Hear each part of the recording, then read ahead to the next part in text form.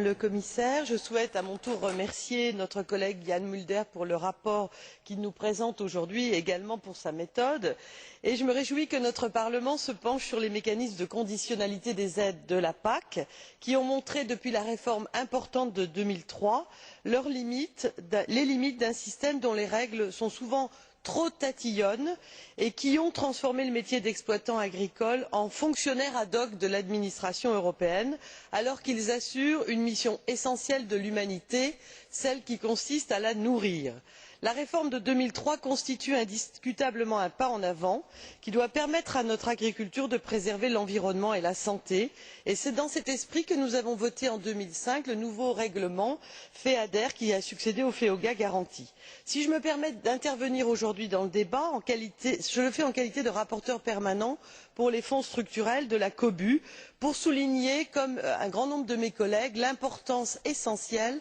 de réduire la bureaucratie excessive dans la gestion de ces fonds. Je pense toujours au titre du budget qu'il est tout à fait indispensable, d'une part, que les acteurs de l'économie agricole et de l'aménagement rural, qui sont les premières sentinelles en matière de protection de l'environnement, puissent réduire les charges administratives inutiles pour se concentrer sur leur activité première, c'est-à-dire poursuivre l'agriculture de qualité que nous attendons et qui soit respectueuse de l'environnement. Deuxièmement, je souhaiterais également que l'administration concentre ses contrôles sur des questions véritablement opportunes pour assurer un ratio coût bénéfice adéquat,